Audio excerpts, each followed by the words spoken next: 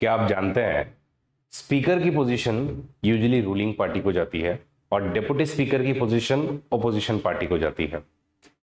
लेकिन कॉन्स्टिट्यूशन के कौन से आर्टिकल के अंडर में ये सब प्रावधान लिखे हुए हैं, ये यूपीएससी 2 बार पूछ चुकी है। इस चीज का उत्तर पाएंगे हम लोग आज के इस वीडियो में। तो नमस्कार दोस्तों, मेरा नाम है अरविंद सिंह राजपुरोहित और अनअकैडमी के इस प्लेटफॉर्म पर आप सभी का तहे दिल से स्वागत है। आप सब मेरे साथ में रिवाइज कर रहे हो पॉलिटी को एकदम फास्ट। इवन जो लोग सिर्फ यूपीएससी ही नहीं अन्य एग्जाम को भी दे रहे हैं, बिल्कुल ये पॉलिटी के कंसेप्ट आपके लिए डेफिनेटली काम आएंगे। तो आप अपने सभी दोस्तों के साथ में इनको जरूर शेयर कीजिएगा और आए हो तो लाइक करना जरूरी है, कमेंट करना जरूरी है, अदरवाइज वीडियो मत देखो। चलिए शुरू करते हैं। अब हम लोग, आपको पता होगा कि पार्लियामेंट वाले डोमेन में एंटर कर चुके हैं, एग्जीक्यूटिव के डोमेन को हम लोग पूरा कर चुके हैं। जितने भी लोग यहाँ पर पहली बार इस वीडियो को देख रहे हैं उन सबको बता देना चाहता हूं कि बकायदा ये मेरा 15th सेशन है पॉलिटी को लेकर के। हम लोग इससे पहले 14 सेशन रिकॉर्ड कर चुके हैं और उसकी एक हमने प्लेलिस्ट भी बनाई हुई है। अगर आप हमारे इसी चैनल पर जाओगे, लेट्स क्रैक यूपीएससी सीएससी, तो इस प्लेलिस्ट में आप लोगों को सारे वीडियोस दिख जाएंगे, कितने कितने घंटे के हैं, क्या है, सब कुछ आपको मिल जाएगा। तो मेरा सजेशन है कि इन सभी वीडियोस को अच्छे से कवर कीजिए और अपना प्यार बरकरार रखिए कमेंट कर करके, ताकि ऐसे वीडियोस बनाने की ऊर्जा हमें मिलती रहे। एनीवेज, आज के इस मेरे इंट्रोडक्टरी स्पीच से आपको इतना तो समझ में आ ही गया होगा कि आज हम प्रिसाइडिंग ऑफिसर्स के बारे में समझने वाले हैं। पार्लियामेंट, इसका कंपोजिशन किस तरीके का होता है, इसके अंदर में मेंबर्स किस तरीके से इलेक्ट होकर के जाते हैं, इसकी बाकी की सब प्रोसेसेस की, इनकी ओथ वगैरह कैसे होती है, ये सब हम देख चुके हैं। अब जो हमारा अगला पार्ट शुरू होता है वो शुरू होता है प्रिसाइडिंग ऑफिसर्स को लेकर के। मतलब क्या, प्रिसाइडिंग ऑफिसर्स क्या होते हैं? तो देखिए, अब आपने लोकसभा में 543 मेंबर्स इलेक्ट करके तो दे दिए हैं, बट इनका कोई हेड भी तो होना चाहिए जो इनको लीड करे। सिमिलरली राज्यसभा में 245 एमपीज जा तो चुके हैं, बट कोई तो इनको हेड करना चाहिए। कौन करे वो? उसके लिए एक टर्म आता है जिसको हम कहते हैं प्रिसाइडिंग ऑफिसर्स। प्रिसाइडिंग ऑफिसर्स में जब भी आप बात करो, यूजुअली ये 4 लोग आपको मिलेंगे। अच्छा, अब यही प्रिसाइडिंग ऑफिसर्स को आप लोग एकदम इक्वेट कर सकते हैं एक और चीज से, और वो है आपके स्टेट लेजिस्लेटिव असेंबली में। तो state legislative assembly as well as state legislative council, तो 6 हमारे राज्य ऐसे हैं जहां पर स्टेट लेजिस्लेटिव काउंसिल भी है। वहां पर भी इसी तरीके से आपको प्रिसाइडिंग ऑफिसर्स मिलेंगे। मतलब अगर आपने सिर्फ पार्लियामेंट वाला पार्ट ढंग से किया है तो स्टेट लेजिस्लेटिव असेंबली वाला पार्ट भी ऑटोमेटिकली आपका ढंग से हो ही जाता है। तो कौन कौन है प्रिसाइडिंग ऑफिसर्स में? राज्यसभा की बात करें तो उसके अंदर में चेयरमैन होंगे और डिप्टी चेयरमैन। फिलहाल के राज्यसभा के चेयरमैन जगदीप धनखड़ साहब हैं, और डिप्टी चेयरमैन हरिवंश नारायण सिंह जो कि जेडीयू के मेंबर हैं, वो हैं। लोकसभा की बात करें तो लोकसभा में 2 मेंबर्स होने चाहिए आपके, एक है स्पीकर और दूसरे होते हैं डिप्टी स्पीकर। स्पीकर में 17th लोकसभा, वैसे 17th लोकसभा जल्दी ही डिसॉल्व हो जाएगी। आज हम लोग 31 मई के दिन पर हैं। यही रिजल्ट आपके अभी 4 जून को आ जाएंगे। तो ऑब्वियसली ओम बिरला साहब मे भी आगे कंटिन्यू कर सकते हैं या फिर मे नॉट कंटिन्यू कर सकते हैं। तो ओम बिरला साहब अभी स्पीकर हैं और डिप्टी स्पीकर की पोजीशन फिलहाल वैकेंट है। 2019 से इन्होंने नए डिप्टी स्पीकर को इलेक्ट ही नहीं किया, तो ये वाली पोजीशन पूरी तरीके से वैकेंट है। अब मुझे यहां पर एक चीज आपको बहुत अच्छे से समझानी है, वो है वैकेंट और एब्सेंट के बीच में फर्क क्या होता है। क्योंकि ये समझे बिना आगे के कुछ मुद्दे ऐसे हैं जो आपको शायद ना समझ में आए। तो क्या फर्क होता है सर एब्सेंट एंड वैकेंट में? तो फर्क सिंपल है। वैकेंट मतलब मान लीजिए मुझे 2 एम्प्लॉयज की जरूरत है, तो इनमें से 2 एम्प्लॉयज की जरूरत है, इनमें से एक ही एम्प्लॉय मेरे पास में है काम पर। तो मैं टीचिंग का काम करता हूं, मेरे यहाँ पर मुझे कोई चाहिए कि पीछे से थोड़ा सा मेरे वीडियोस को अच्छे से फॉर्मेट कर दे या फिर थोड़ी सी मेरी कंटेंट बनाने में हेल्प कर दे। तो कंटेंट बनाने के लिए मुझे मान लो कोई तो मिल गया, वीडियो को एडिट करने के लिए मुझे अभी तक कोई मिला नहीं है। तो ये पोजीशन क्या है? ये पोजीशन मेरी वैकेंट है, यहाँ पर अभी कोई नहीं है, मेरे पास में नहीं है। I am trying to hire him or her. और वही अगर मैं बात करूं इधर, तो मेरे कंटेंट क्रिएट करने वाले को मैंने हायर किया है, उसकी पोजीशन फिल्ड है। लेकिन एक दिन ऐसा हो सकता है कि किसी बीमारी की वजह से वो आज ऑफिस ही ना आए। जब वो ऑफिस नहीं आती है तो पोजीशन पोजीशन फुलफिल्ड है क्या? Answer is yes. लेकिन क्या ये वैकेंट है क्या? Answer is no. बट क्या वो आज काम पर नहीं आई तो हम उसको एब्सेंट कहेंगे क्या? Answer is yes. तो एब्सेंट और वैकेंट ये दो चीजों को बहुत अच्छे से आप लोग समझ लीजिए, क्योंकि ये समझे बिना आप लोगों को आगे का मुद्दा एकदम ढंग से क्लियर नहीं होगा कि मैं जब कह रहा हूं कि जब एब्सेंट होते हैं तो क्या होगा, वैकेंट होगा तो क्या होगा, वगैरह वगैरह। तो ये प्रिसाइडिंग ऑफिसर्स की मैं बात कर रहा हूं। यूजुअली जब प्रिसाइडिंग ऑफिसर्स की पोजीशन किसी न किसी कारणवश अगर मान लीजिए वैकेंट हो जाए इनमें से किसी की भी, तो वैकेंसी में ऑब्वियसली न्यू वैकेंसी को फिर हम लोग फुलफिल करेंगे। तो न्यू जो भी यहां पर प्रिसाइडिंग ऑफिसर होगा उसको हम इलेक्ट करने की कोशिश करेंगे। और जब एब्सेंसी होती है तो मान लीजिए आज जगदीप धानकर साहब जो कि हमारे चेयरमैन हैं वो नहीं आए हैं, तो उनके एब्सेंस में हमारे हरिवंश नारायण सिंह बैठेंगे जो भी चेयर होती है वहां पर। ओम बिरला साहब नहीं आए हैं तो यूजुअली वहां पे डेप्यूटी स्पीकर बैठता है, लेकिन डेप्यूटी स्पीकर भी नहीं आए तो, या डेप्यूटी स्पीकर की पोजीशन ही वैकेंट है तो वहां पर कौन बैठेगा? तो इसके लिए फिर हम लोगों ने एक और चीज क्रिएट की हुई है जिसको हम लोग कहते हैं panel of chairperson and panel of vice chairperson. ठीक है, इसको बहुत अच्छे से समझ लीजिएगा। Panel of chairperson, panel of vice chairperson. अगर आप लोकसभा और राज्यसभा की वेबसाइट पर जाओ तो आप लोगों को इनके सारे डिटेल्स एकदम ढंग से दिखाई देंगे। पैनल ऑफ चेयरपर्सन में भी कौन कौन है तो आप लोग देखिए यहां पर, ये 1 2 3 4 5 6 7 8 9 10 इस तरीके से 10 नाम यूजुअली लोकसभा के स्पीकर डिक्लेयर कर देते हैं कि भाई अगर मैं नहीं हूं वहां, अगर आज मान लीजिए हम एब्सेंट है, आज मैं नहीं आया हूं, तो इस केस में यहां पर आ करके कौन चेयरपर्सन बनेगा या कौन आकर के स्पीकर की पोजीशन पर बैठेगा, तो ये 10 लोग हैं और जब तक वो वहां पर बैठे हैं तब तक उनको स्पीकर की पावर्स भी मिलती है। इसी तरीके से वाइस चेयरपर्सन की बात करें तो वाइस चेयरपर्सन कहां आएंगे? ये वाइस पर्सन सिर्फ राज्यसभा में आते हैं, तो राज्यसभा के लिए जो पैनल बना हुआ है उसको पैनल ऑफ वाइस चेयरपर्सन बोलते हैं। लोकसभा के लिए जो बना है उसको पैनल ऑफ चेयरपर्सन बोलते हैं। अभी एक हिस्टोरिक मूव हुआ था 21 सितंबर 2023 को, जब यहां पर अगर हम लोग देखें ये पूरा पैनल अगर हम लोग देखें तो इस पूरे पैनल में सारी महिलाएं ही हैं। मतलब आप देखिए पीटी उषा जी हैं, उसके बाद में श्रीमती, फिर मिस, फिर श्रीमती, फिर डॉक्टर, फिर मिस डॉक्टर, फिर again miss Kavita, Shrimati and यही आप लोग देख रहे हो। तो 13 की 13 महिलाएं हैं। तो एकदम ये पूरा का पूरा वाइस चेयरपर्सन का जो पैनल भरा हुआ है वो पूरी 13 की 13 महिलाएं हैं।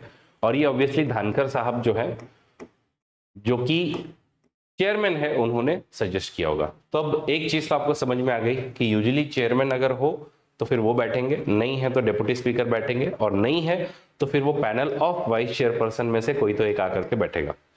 Same goes for Lok Sabha, speaker है तो वो बैठेंगे, नहीं है तो फिर डेप्यूटी स्पीकर बैठेंगे, डेप्यूटी स्पीकर भी नहीं है तो उस समय में फिर पैनल ऑफ चेयरपर्सन में से आकर के कोई तो बैठेगा। एकदम सिंपल हिसाब है, कुछ ज्यादा इसमें बताने की जरूरत नहीं है। फिर आगे आता है, अब हम एक एक ऑफिसर के बारे में डिटेल में समझ के लेंगे कि अब जो है वो स्पीकर क्या है, तो स्पीकर की पोजीशन क्या है, इनकी क्या पावर्स होती है, इनका इलेक्शन कैसे होता है, इनके फंक्शन कैसे होता है, अगर मान लो हमको स्पीकर को निकालना है तो हम लोग स्पीकर को कैसे निकालते हैं, तो ये सब चीजें अब हम लोग आगे धीरे धीरे देखने वाले हैं। तो सबसे पहले बात आती है स्पीकर ऑफ लोकसभा। ये स्पीकर ऑफ लोकसभा जो है इनका इलेक्शन कैसे होगा, इनको टेन्योर कितने पीरियड का मिलेगा। तो एक तो आपको इतना क्लियर होना चाहिए कि स्पीकर ऑफ लोकसभा बनने के लिए सबसे इंपॉर्टेंट जो क्राइटेरिया है वो ये है कि you must be member of Lok Sabha. Speaker बनना है आपको ना, स्पीकर किसके बनोगे? लोकसभा के बनोगे, तो पहले आपको एमपी बनना होगा। तो हमारे पास में अब टोटल 543 एमपीज है। अब इन 543 एमपीज के अंदर ही एक व्यक्ति को आप स्पीकर इलेक्ट करोगे। स्पीकर के इलेक्शन की डेट कौन डिसाइड करेगा? ध्यान रखिएगा, स्पीकर के इलेक्शन की डेट प्रेसिडेंट डिसाइड करेंगे। प्रेसिडेंट कहेंगे कि कौन से दिन पर हमको इलेक्शन करवाना है। फिर मल्टीपल ऑपोजिशन अपने कैंडिडेट को खड़ा करेंगे, रूलिंग पार्टी अपने कैंडिडेट को खड़ा करेंगे और सब लोग मिल बांट करके इलेक्शन लड़ेंगे। और उसमें से फिर इन्हीं में से amongst the member, in 543 members में से एक व्यक्ति बनेगा आपका स्पीकर। तो स्पीकर का इलेक्शन कैसे होगा? It is elected by the Lok Sabha amongst its members only. बाहर का कोई व्यक्ति नहीं आएगा। ओके। और अगर ऑफिस वैकेंट हो जाए तो नया स्पीकर आपका इलेक्ट किया जाएगा। इसमें क्या है, अगर ऑफिस वैकेंट हो जाता है किसी कारणवश तो time being deputy speaker handle करता है, डेप्यूटी स्पीकर भी नहीं है तो फिर पैनल ऑफ चेयरपर्सन है उनमें से कोई तो हैंडल करेगा, और उतने ही पीरियड में फिर अगर आप नया इलेक्शन करवा करके, वो भी प्रेसिडेंट आपको डेट बता देंगे कि कब नया स्पीकर आपको इलेक्ट करना है तो इलेक्ट कर लेंगे। फिर आता है आपका टेन्योर, तो इलेक्शन आपका हो गया। अब आपका इलेक्शन हो गया तो आपको टर्म कितने समय का मिलेगा, कितने समय तक आप स्पीकर बने रहोगे। तो यूजुअली तो जब तक लोकसभा की लाइफ है, जब तक लोकसभा को डिसॉल्व नहीं कर दिया जाता है, लोकसभा को अगर 3 साल में डिसॉल्व किया तो 3 साल, लोकसभा को 5 साल में डिसॉल्व किया तो 5 साल, तो यूजुअली आपको जितना लोकसभा का लाइफ है उतना टर्म मिल जाता है। बट कुछ कुछ केसेस में आपको जल्दी भी वैकेट करना पड़ सकता है स्पीकर की पोजीशन। कब कब, एक, अगर आप जो है अब लोकसभा के मेंबर ही नहीं रहे, किसी कारणवश मान लीजिए आपके अगेंस्ट में कुछ तो इलेक्शन पिटीशन फाइल हुई थी और सुप्रीम कोर्ट, हाई कोर्ट ने आपको निकाल दिया, बोले कि इनका गलत तरीके से इलेक्शन हुआ है, डिस्क्वालीफाई कर दिया आपको, तो आप नहीं रहे तो सीधी सी बात है फिर आपको वैकेट करना पड़ेगा। या फिर मान लो आपकी हेल्थ वगैरह ठीक नहीं है और आप खुद ही रिजाइन करना चाहते हो। अच्छा, रिजाइन करते समय में आप डिप्टी स्पीकर को लिख करके रिजाइन करते हो। इसे एक चीज को बहुत अच्छे से समझिएगा, जैसे प्रेसिडेंट जब रिजाइन करते हैं तो वाइस प्रेसिडेंट को लिख करके रिजाइन करते हैं। इलेक्शन की डेट भले ही प्रेसिडेंट ने फिक्स की हो, जब स्पीकर रिजाइन कर रहे हैं तो स्पीकर रिजाइन करते समय में डेप्यूटी स्पीकर को लिख करके रिजाइन करेंगे। ऑब्वियसली मुझे पता है आपके दिमाग में एक सवाल आ रहा है कि इस वक्त के यानी कि 17th लोकसभा में जब डेप्यूटी स्पीकर है ही नहीं तो फिर किसे रेजिग्नेशन दिया जाएगा। तो इसमें कॉन्स्टिट्यूशन फिलहाल तो साइलेंट है कि किसको रेजिग्नेशन दिया जाएगा। बट एनीवेज डेप्यूटी स्पीकर को लिख करके आप रिजाइन करते हैं। या फिर तीसरा है कि आपको रिमूव भी किया जा सकता है लोकसभा में से। तो लोकसभा जो है वो आपको एज अ स्पीकर रिमूव कर सकती है। कैसे कर सकती है, तो उसके लिए एक स्पेशल प्रोसीजर होती है। चलिए हम उसी पर पहले बात कर लेते हैं। तो वो जो प्रोसीजर है वो क्या है, तो रिमूवल ऑफ स्पीकर कैसे होता है। तो अगर किसी स्पीकर को, तो हमारे ओम बिरला साहब अभी स्पीकर है, मान लो लोकसभा को लगता है कि ही is not a good speaker, तो इनको रिमूव करने के लिए क्या करना होगा, सबसे पहले एक इनके अगेंस्ट में रेजोल्यूशन लेकर के आना होता है। ठीक है, अब ये जो रेजोल्यूशन आप लेकर के आते हो, ये रेजोल्यूशन में कम से कम 50 मेंबर्स का सपोर्ट चाहिए। ऐसे ही नहीं आ जाएगा वो, इससे 50 मेंबर जो है उनको इस रेजोल्यूशन को सपोर्ट करना होगा कि हम लोग चाहते हैं कि ये स्पीकर ना रहे, ये स्पीकर जो है वो गलत तरीके से काम कर रहे हैं। तो 50 मेंबर जो है अपना इस पे रेजोल्यूशन पे इन लोग लिख करके लाएंगे, और वो होने के बाद में इनको एक 14 दिन का एडवांस नोटिस दिया जाएगा कि हम आपको निकालना चाहते हैं। जब इनको निकालने की बात की जा रही है उस समय में he will not preside over the meeting, it makes sense. सीधी सी बात है, आप प्रेसाइडिंग ऑफिसर के तौर पे काम नहीं करोगे, ठीक है। बट अगर आपको बात करनी है आप बात कर सकते हो, अपने आप को डिफेंड करना है डिफेंड कर सकते हो। फिर आपने डिफेंड वगैरह सब किया, उसके बाद में आएगी बारी लोकसभा की वोट करने की। अच्छा, वोट करते समय में यहाँ पर एक इफेक्टिव मेजोरिटी नाम का अलग कंसेप्ट है। तो अब आप इसको ढंग से समझिएगा कि इफेक्टिव मेजोरिटी या ऑल देन मेंबर्स का क्या मतलब होता है। तो देखिए हमारे टोटल मेंबर जो है वो लोकसभा में कितने हैं, 543। बट इसमें से मान लीजिए किसी एमपी की मान लो डेथ हो गई, या फिर किसी एमपी को मान लो डिस्क्वालीफाई कर दिया, या फिर मान लो कोई सीट जो है पूरी वैकेंट ही थी। ऐसी अगर मोटा मोटी हम लोग सीट वैकेंट पकड़े, अगर 43 सीट जो है वो वैकेंट है, तो आपके इफेक्टिव मेंबर्स कितने हो गए, इफेक्टिव मेंबर्स आपके हो जाएंगे 500। ठीक है, इसी को एक और टर्म से भी जाना जाता है, all then members. All then members, देखिए मेजॉरिटी ऑफ द चीजों में जब आप रेजोल्यूशन वगैरह लेकर के आते हो, सिंपल मेजॉरिटी से कोई काम करते हो, तो उसमें आप लोगों का प्रेजेंट एंड वोटिंग का नंबर लिया जाता है। प्रेजेंट एंड वोटिंग का हमेशा स्मॉलर नंबर होता है। प्रेजेंट एंड वोटिंग का मतलब है टोटल मेंबर्स में से आप माइनस करोगे किसको, आप एब्सेंट लोग जो है उनको भी माइनस करोगे, और आप उनको भी माइनस करोगे जो वैकेंट पोजीशंस है, और फिर आप प्रेजेंट एंड वोटिंग का हाफ नंबर लेकर के आओगे। अच्छा, इसमें से भी उनको भी हम लोग माइनस करेंगे जो इन लोगों ने एब्सटेन किया हुआ है वोटिंग से। लेकिन जब आप इफेक्टिव मेंबर्स की बात कर रहे हो या इफेक्टिव मेजॉरिटी की बात कर रहे हो, तो उसमें आप क्या कर रहे हो, उसमें सिंपल सी काम है, टोटल मेंबर्स में से सिर्फ वैकेंट को माइनस करोगे, और टोटल मेंबर्स में से वैकेंट को माइनस करने के बाद में आपके पास में जो नंबर आएगा उसको ऑल देन मेंबर्स या फिर इफेक्टिव मेंबर्स कहेंगे। सीधी सी बात है कि आपकी इफेक्टिव मेंबरशिप क्या हो जाएगी, half of this all then present member plus 1, जो कि आ जाता है आपका लगभग 251। तो अच्छे से समझ लीजिए, ये इफेक्टिव मेजॉरिटी हम लोग चारों प्रिसाइडिंग ऑफिसर्स को निकालने के लिए यूज करते हैं। ढंग से सुनो, चारों प्रिसाइडिंग ऑफिसर मतलब हम लोकसभा के जो प्रिसाइडिंग ऑफिसर्स है उनकी भी बात कर रहे हैं और राज्यसभा के जो प्रिसाइडिंग ऑफिसर्स है उनकी भी बात कर रहे हैं। चारों को निकालने के लिए हम लोग यही मेंबरशिप जो है यूज करेंगे। ठीक है, अच्छा अब अगर लोकसभा डिसॉल्व हो जाती है तो क्या speaker will also have to vacate the office? Answer is no. Lok Sabha को डिसॉल्व कर दिया जाता है, उसके बाद में जब तक नए स्पीकर आकर के ऑफिस एज्यूम नहीं करते हैं तब तक he will still remain in the office. ठीक है, तो इसको हम लोग कहते हैं कि to avoid any kind of interregnum, मतलब कोई ब्रेक नहीं होना चाहिए, इसलिए he will continue to remain in the office. Om Birla sahab, इसके पहले की जो हमारे स्पीकर थी वो सुमित्रा महाजन थी, 8 बार एमपी रह चुकी थी। अभी जो है वो जो स्पीकर है ओम बिरला साहब है, 1979 से अपना पॉलिटिकल करियर उन्होंने शुरू किया था as a student union leader, बाद में फिर कोटा से खास करके बार बार उनकी असेंबली सीट से और बाद में फिर लोकसभा में भी बार बार जीत करके आए हुए हैं। तो ये थोड़ा सा हो गया स्पीकर के बारे में।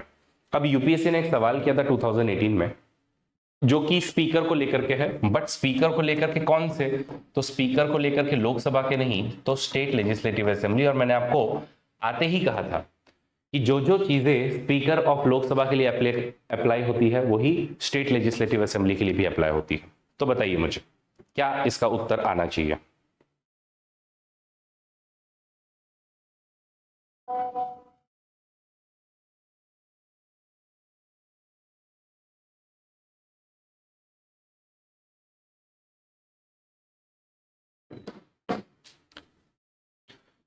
So the statements are: the Speaker of Legislative Assembly shall vacate his office if he or she ceases to be a member of the Assembly। कि अगर आप मेंबर ऑफ असेंबली ही नहीं हो क्या आपको ऑफिस वैकेट करना पड़ेगा? Answer is yes. ठीक है, whenever legislative assembly is dissolved तो speaker shall also vacate his or her office immediately। Answer is no. अभी जस्ट हमने देखा कि ये जो है वो गलत है, तो इसका करेक्ट आंसर आएगा आपका वन ओनली, यानी कि ए। ठीक है, अब हम आगे बात करते हैं कि स्पीकर इलेक्ट कैसे हुए, उनको टेन्योर कितना मिला है, उनको रिमूव कैसे करेंगे, इफेक्टिव मेजॉरिटी कैसे आती है। ये समझने के बाद में हम बताते हैं कि अब तक हमारे कौन कौन से स्पीकर्स रह चुके हैं। आपको याद करने की जरूरत नहीं है, लेकिन एटलीस्ट जो हमारे फर्स्ट स्पीकर हैं दैट इज जीवी मावलंकर साहब, उनके बारे में थोड़ा सा ध्यान रखिएगा। अहमदाबाद कॉन्स्टिट्यूंसी से आते थे और लगभग जो है वो 3 साल तक वो एज अ स्पीकर के पोजीशन पर बने रहे। फर्स्ट लोकसभा में पहले हमारे स्पीकर थे। फिर उसके बाद में अलग अलग स्पीकर आते रहे, एम ए अय्यंगर थे, हुकुम सिंह थे, नीलम संजीवा रेड्डी या फिर दिलोन साहब थे। इसमें से एक गौर करने वाली बात है कि सबसे हाईएस्ट पीरियड के लिए अगर कोई स्पीकर रहे हैं, यानी कि 2 टर्म के लिए अगर कोई स्पीकर है तो वो बलराम जाखड़ साहब है। इंडियन नेशनल कांग्रेस आए, मतलब इंदिरा गांधी के थे वो, 7th और 8th दोनों लोकसभा में वो थे। लगभग आप ऐसा पकड़िए कि 1980 से लेकर के 1989 तक वही स्पीकर के पोजीशन पर रहे थे। अप्रोक्सीमेटली एक 10 साल स्पीकर के तौर पर इन्होंने काम किया है। बाकी फिर रिसेंट में अगर हम बात करें तो पहले मीरा कुमार जो कि 15th Lok Sabha Indian national Congress उस समय पावर में हुआ करती थी, बाद में सुमित्रा महाजन और अभी ओम बिरला साहब हमारे स्पीकर हैं, जो कि अभी आगे चलते रहेगा। अब हम बात करते हैं रोल क्या है और पावर क्या है हमारे स्पीकर के। तो स्पीकर को एक बहुत बड़ा रोल दिया हुआ है। Obviously he is the head of the Lok Sabha, तो लोकसभा के हेड हो आप। इसी के अलावा you are also the supreme authority in the Lok Sabha. हमारे कॉन्स्टिट्यूशन के जितने भी इंटरप्रिटेशंस हैं, हमारे प्रोसीजर्स के जितने भी इंटरप्रिटेशंस हैं और कोई प्रोसेस है, उन सब का काम कौन करेगा? तो इट इज द स्पीकर। तो he is the principal spokesperson, he is also supreme authority, he is also head of the Lok Sabha. तो ये सब इनको बहुत हमने मान दिया हुआ है। इनफैक्ट इनका मान कितना बड़ा है वो हम लोग आगे जब इनका इम्पार्शियलिटी और इंडिपेंडेंस कैसे रखें उसके लिए जो मुद्दा आएगा उसे हम देखेंगे। तो he is head, he is principal spokesperson, he is also guardian of powers and privileges of the members.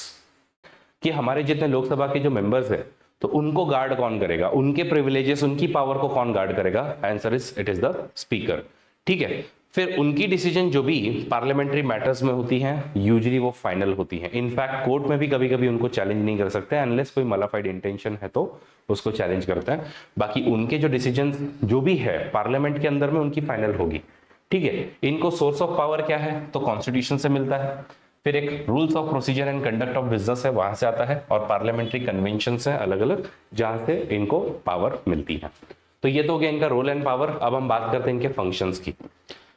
तो स्पीकर के बहुत ज्यादा फंक्शंस हैं, अलग अलग फंक्शंस अगर हम लोग देखें तो बहुत सारे हैं, और यही सारे स्पीकर के फंक्शंस स्टेट लेजिस्लेटिव असेंबली में भी आते हैं। ये मैं आपको वापस से याद दिला देना चाहता हूँ। तो पहले तो ऑर्डर और डेकोरम को मेंटेन करें। वो आप देखेंगे कि क्या होता है कि यूजुअली अगर कोई ओपोजिशन कभी कोई मुद्दा उछालती है, हो हल्ला हो रहा है, तो ऑर्डर मेंटेन करना। लोकसभा में 543 लोग हैं, उनमें से 542 लोगों को संभालना कि भाई तुम सब ढंग से काम करो। उसके अलावा ही is the final interpreter of the provisions of what, constitution of India, rules of procedure and any parliamentary president या कन्वेंशन है। तो फाइनल इंटरप्रिटेशन उनका होगा, जो उन्होंने कह दिया वही चीज फाइनल रहेगी। देन अगर हाउस को एडजर्न करना है, एडजर्न का मतलब है कि अभी आप सब सिटिंग के लिए मिले थे, आपका सत्र चल रहा है, लेकिन सत्र चलते समय में कुछ तो गड़बड़ियां हो गई, कुछ लोग चिल्ला रहे हैं, ओपोजिशन के मेंबर्स पत्र वगैरह फाड़ रहे हैं और कुछ हो रहा है। तो अगर आपको लगता है कि अभी नहीं सही समय है या फिर ढंग से नहीं काम कर सकते, तो मीटिंग को एडजर्न कर दिया जाता है। तो वो एडजर्नमेंट करना। अच्छा, कभी कभी क्या होता है कि कोरम नहीं है आपके पास में ना। What is quorum? कोरम का मतलब यूजुअली ये होता है कि तुम्हारे कितने मेंबर्स आए हैं। तो 543 में से एटलीस्ट 10% मेंबर तो आए। अगर आज के सत्र में लोग ही नहीं आए, तो आपने मान लीजिए एक मोटा मोटी आपने सत्र ऑर्गेनाइज किया, लेकिन उसमें ज्यादा लोग ही नहीं आए, तो कम से कम 55 लोग तो आए। तो हमारे यहाँ पे कोरम यूजुअली 1/10 होता है। तो 1/10 ऑफ द टोटल मेंबरशिप या 10% ऑफ द लोकसभा का स्ट्रेंथ, एटलीस्ट 55 मेंबर्स आने चाहिए। और अगर 55 मेंबर्स आज की सेटिंग में नहीं आए, तो फिर स्पीकर कह सकते हैं कि आज लोग जरा कम आए हैं, तो वी आर एडजर्निंग। डिसॉल्व नहीं बोल रहा हूं मैं, एडजर्न। शब्दों का बहुत ज्यादा महत्व है। क्या कहा जा रहा है कि आज हम एडजर्न कर रहे हैं मीटिंग को, क्योंकि कोरम नहीं है। तो अगर कभी कभी कोरम नहीं होता है, एब्सेंस ऑफ कोरम हो, तो 55 से लेस मेंबर्स अगर आए, तो फिर आप इसको कहते हो कि भाई जान दो, अगली बार देखते हैं। फिर आता है casting vote. Now what is casting vote? देखिए, कभी कभी ऐसा, अब यूजुअली अभी की जिस तरीके की गवर्नमेंट है, उनके पास में डायरेक्ट पूरी की पूरी मेजॉरिटी है, तो ये गड़बड़ नहीं होती है। लेकिन जब एक कोलिशन गवर्नमेंट आती है, तो उसमें ऐसा हो सकता है कि दोनों जो पक्ष हैं, जो सत्ताधारी पक्ष है और जो विपक्ष है, इन दोनों के पास में इक्वल वोट आ जाते हैं। जितने भी लोग आपके प्रेजेंट हैं, उन सब में से आपके इक्वल वोट आ गए हैं कि 200-200 बराबर, कि 200 पक्ष में वोट है, 200 विपक्ष में वोट है। तो क्या किया जाए? तो उस समय में ये डेडलॉक को खत्म करने के लिए हम लोगों के स्पीकर वोट करते हैं, और उसको कहा जाता है कास्टिंग वोट। तो यूजुअली स्पीकर कभी वोटिंग नहीं करते हैं लोकसभा में, चाहे कोई मैटर चल रहा हो, वोटिंग नहीं करते हो आप। वोटिंग कब करते हो? जब कहीं तो डेडलॉक हो गया है, बराबर बराबर के वोट जो है बटे हुए हैं, उस समय में to solve this deadlock, speaker cast his vote, that is why it is called as the casting vote. ठीक है, तो he gets a casting vote. तो फर्स्ट इंस्टेंस में कभी वोट नहीं करोगे, only when house is divided equally. उसके अलावा उनका और जो फंक्शन है वो ये है कि ज्वाइंट सिटिंग अगर हो कभी, ओके, ज्वाइंट सिटिंग, सेटिंग नहीं, ज्वाइंट सिटिंग अगर कभी हो, तो ज्वाइंट सिटिंग में again it is the speaker who will preside over. Joint sitting क्या होता है? तो अब कभी कभी ऐसा होता है सर कि लोकसभा में और राज्यसभा में आप बिल लेकर के आए। लोकसभा में एक बिल था, ये लोकसभा ने पास करके इस बिल को भेजा राज्यसभा में, लेकिन राज्यसभा को ये बिल सही नहीं लगा, तो उन्होंने ये थोड़ा सा मॉडिफाई किया, और मॉडिफाई करने के बाद में इन्होंने वापस से मॉडिफाइड बिल लोकसभा को भेजा। बट लोकसभा को ये मॉडिफिकेशंस पसंद नहीं आए, उन्होंने रिजेक्ट कर दिए, उन्होंने कहा कि ये गलत है। या फिर लोकसभा ने कोई एक आधा बिल भेज दिया और 6 महीने हो गए, अब तक आपने इस पर कोई एक्शन नहीं ली हुई है। तो या तो डिसएग्रीमेंट है या फिर आप कोई एक्शन नहीं ले रहे हो। इस केस में हम लोग कहेंगे कि भाई इन दोनों के बीच में डेडलॉक हो गया है और हमको लेकर के आना पड़ेगा एक सॉल्यूशन। तो सॉल्यूशन के क्या है? Then comes president. हमारे प्रेसिडेंट साहब आते हैं और प्रेसिडेंट कहते हैं कि ठीक है, एक काम करते हैं, हम लोग आपकी ज्वाइंट सिटिंग बुलवा लेते हैं। तो ज्वाइंट सिटिंग में Lok Sabha as well as Rajya Sabha दोनों के मेंबर्स एक साथ में बैठते हैं, और फिर यहां पर वोटिंग जो है वो आपकी होगी। इसमें कौन बैठेगा प्रिसाइडिंग ऑफिसर के तौर पर? कौन बैठेगा? Answer is it is the speaker. तो स्पीकर जो है वो प्रिसाइडिंग ऑफिसर के तौर पर बैठता है। अच्छा, कभी कभी अब ऐसा एक आप एजम्पशन लीजिए कि मान लीजिए चाइना ने हमारे ऊपर में एग्रेशन किया हुआ है और हमको एक सीक्रेट मीटिंग बुलवानी है सिर्फ पार्लियामेंटेरियंस की, तो क्या वो बुलवाई जा सकती है? Answer is yes. कौन कहेगा उसके लिए? तो उसके लिए रिक्वेस्ट करते हैं हमारे लीडर ऑफ द हाउस, और leader of the house usually होते हैं हमारे प्राइम मिनिस्टर। तो प्राइम मिनिस्टर जब रिक्वेस्ट करते हैं तो उस समय में आप एक सीक्रेट सेटिंग जो है हमारे जितने भी मेंबर्स हैं उनकी बुलवा सकते हो। फिर एक मनी बिल का कंसेप्ट है जो हम लोग आगे सीखने वाले हैं। तो एक आधा बिल मनी बिल है या नहीं है ये डिसाइड करने की पावर स्पीकर की होती है, और स्पीकर ने अगर एक बार कह दिया कि ये मनी बिल है तो वो मनी बिल कहलाया जाएगा, इसमें और कोई रोक टोक फिर नहीं आएगी। His decision is always final. He decides कि डिस्क्वालीफाई किसी एमपी को करना है कि on the grounds of defection. अगर आप पिछला वीडियो देखो तो आपको मैंने बताया था कि डिस्क्वालीफाई करने के लिए आपके पास 2-3 मेथड्स हैं, उसमें से वन ऑफ द मेथड है एंटी डिफेक्शन। एंटी डिफेक्शन में it is the speaker who takes the decision. Okay, लेकिन फिर 1992 में सुप्रीम कोर्ट ने कहा था कि ठीक है आपकी डिसीजन की पावर है कि आप क्या करोगे क्या नहीं करोगे, लेकिन अगर हमको लगा कि आपने गलत तरीके से निकाला है तो वहां पर हमारे जुडिशियल रिव्यू की पावर भी आएगी। एंड बाकी एक्स ऑफिशियल चेयरमैन है वो 2-3 कमिटीज के। ओके, जैसे कि बेसिकली उनका मेजर काम ये होता है कि आप जो है जितनी भी लोकसभा की पार्लियामेंट्री कमेटी जितनी भी होती हैं उनमें किसको चेयरमैन बनाया जाए वो ये स्पीकर डिसाइड करता है। तो स्पीकर डिसाइड करता है और उनका फिर फंक्शनिंग वगैरह सुपरवाइज करना है। He himself is chairman of 3 committees. कौन कौन सी? एक है बिजनेस एडवाइजरी कमेटी, दूसरा है रूल्स कमेटी और तीसरा है जनरल पर्पस कमेटी। तो इस तरीके से हमारे स्पीकर जो है ये 3 कमिटीज के चेयरपर्सन होते हैं। एक्स ऑफिशियो का मतलब होता है ड्यू टू योर ऑफिस, कि आप इस ऑफिस में हो इसलिए ऑटोमेटिकली आप जो है वो इसके चेयरमैन वगैरह बन जाओगे। नेक्स्ट जो मुद्दा आता है वो है कैसे हमारे स्पीकर को इंडिपेंडेंट हम रखते हैं और क्या सॉल्यूशंस हम लोग दे सकते हैं कि हमारे स्पीकर के ऑफिस को और ज्यादा इंडिपेंडेंट बनाया जाए। पावर्स आपने भरपूर दिए हैं और हम चाहते हैं कि हमारे स्पीकर इंडिपेंडेंट रहे और इम्पार्शियल भी रहे, क्योंकि speaker once you become a speaker you are not a party person. Then आपको सभी लोगों के बारे में सोचना होगा।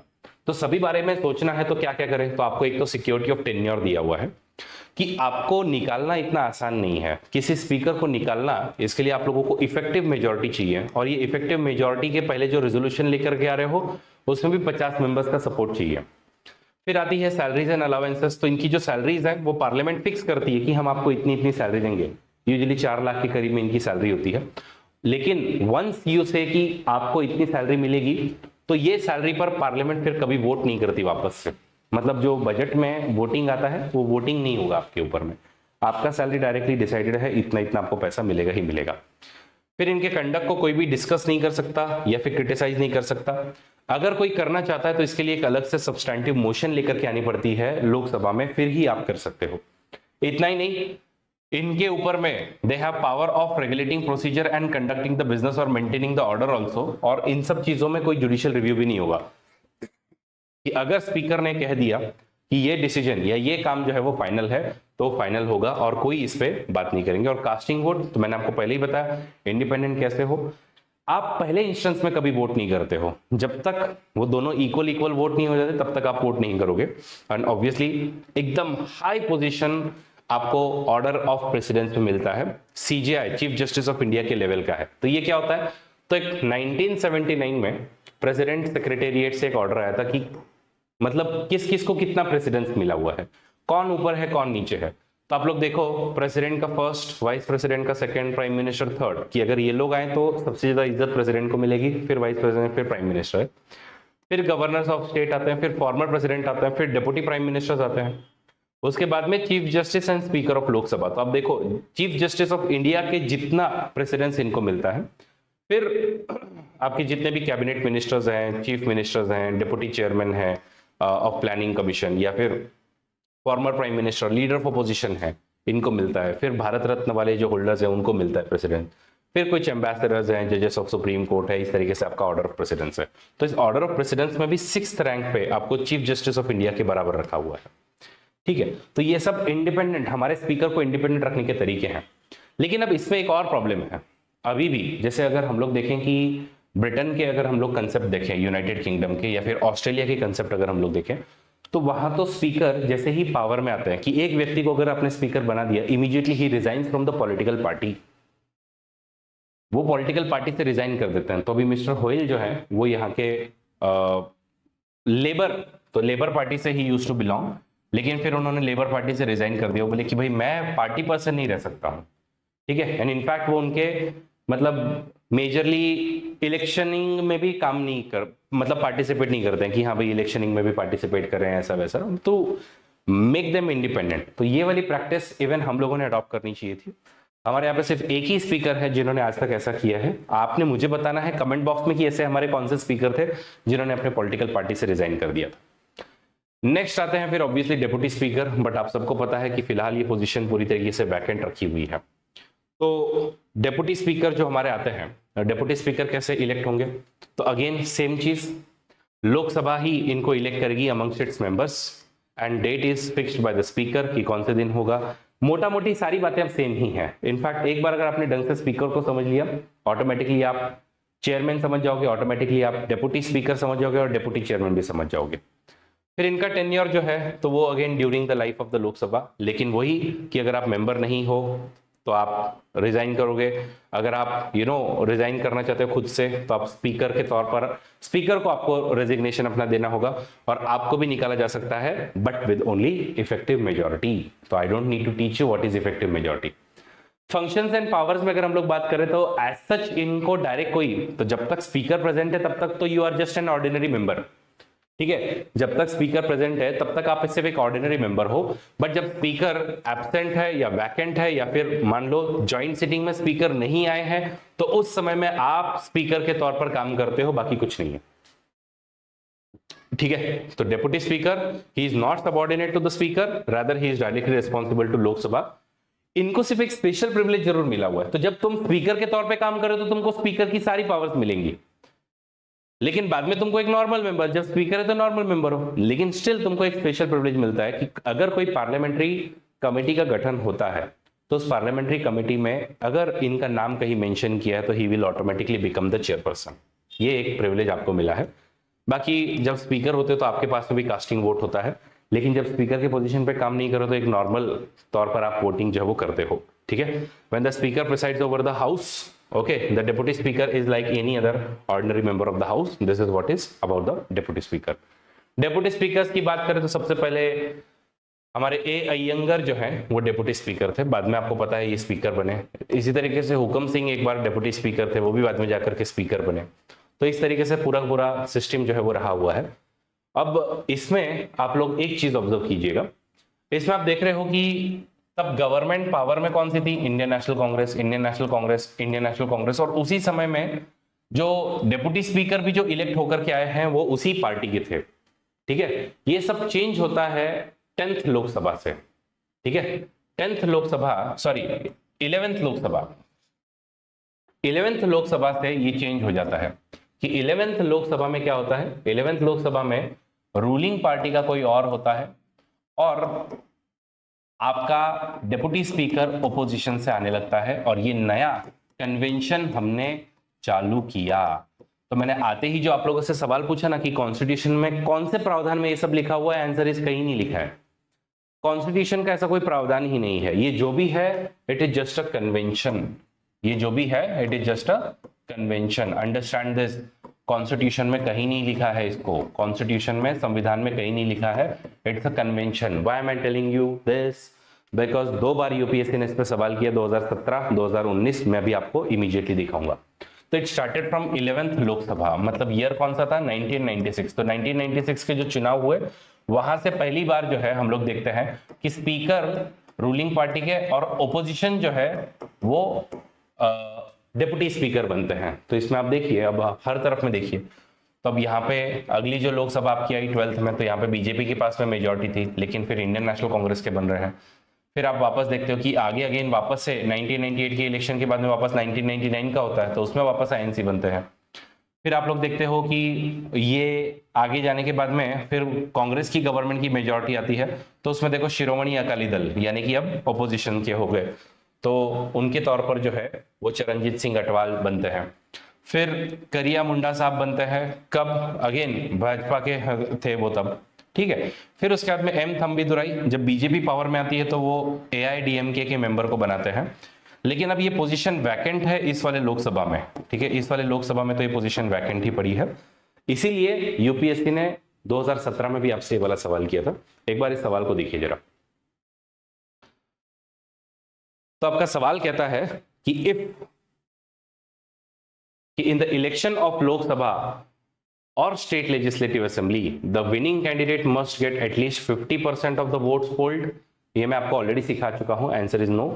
आपको सिर्फ बाकी सबसे ज्यादा लाना है। एफपीटीपी हम लोग बात करते हैं तो फर्स्ट स्टेटमेंट आपका रॉन्ग है।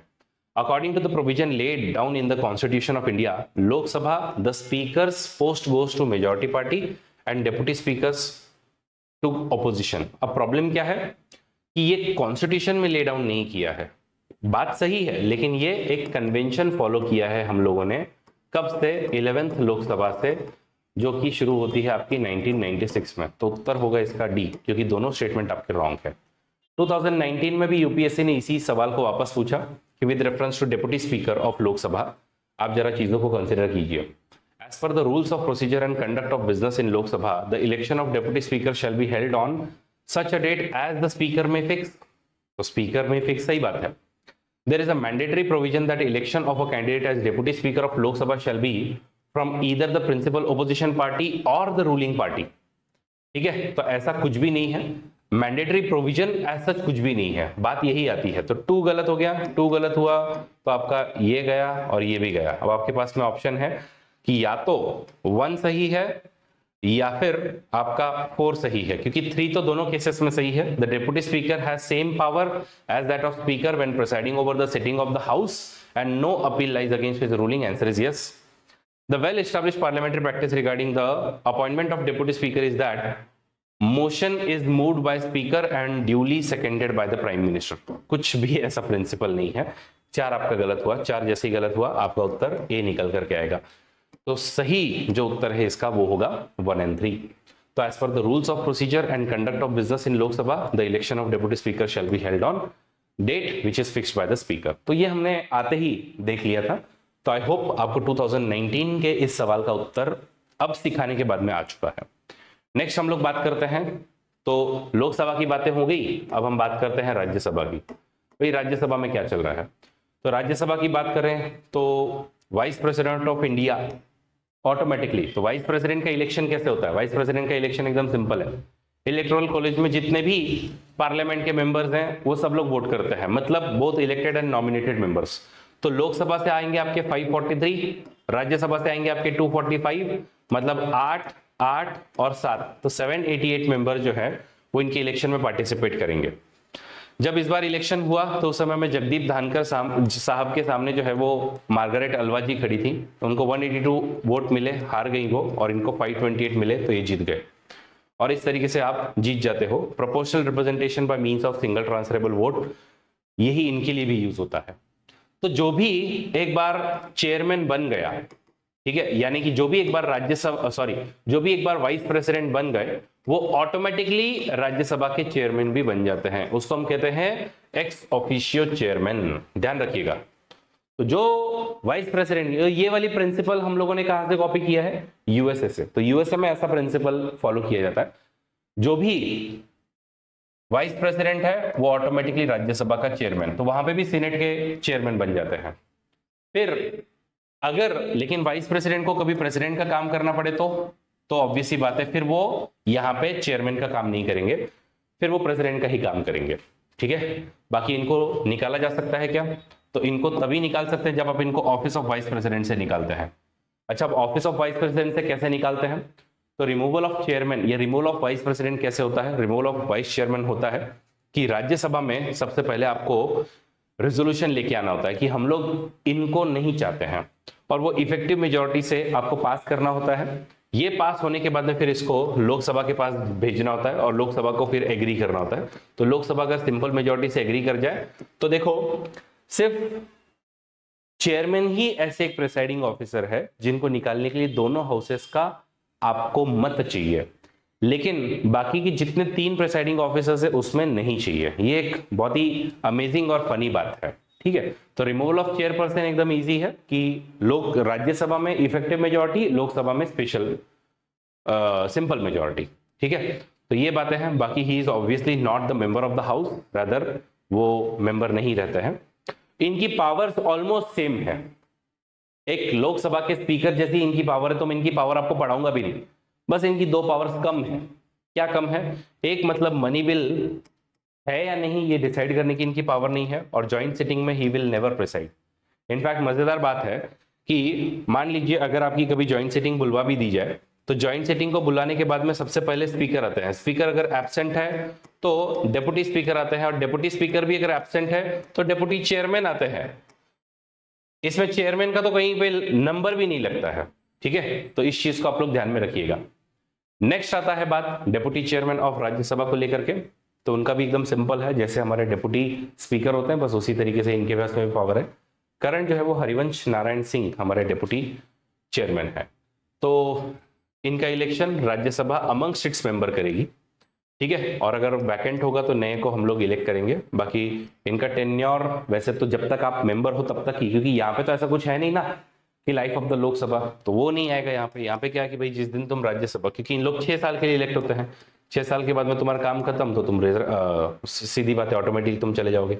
अच्छा, अगर रिजाइन कर रहे हो, रिजाइन करोगे तो चेयरमैन को लिखोगे, और आपको रिमूव करना है तो रिमूव आपको किया जाएगा 14 दिन का नोटिस वोटिस दे करके, वही सेम इफेक्टिव मेजॉरिटी से आपको निकालेंगे, ठीक है। बाकी ही एक्ट्स एज अ चेयरमैन, जब वाइस प्रेसिडेंट प्रेसिडेंट बन जाते हैं तो, या फिर वैकेंट हो या फिर एब्सेंट हो, इन सब केसेस में चेयरमैन का काम करेंगे।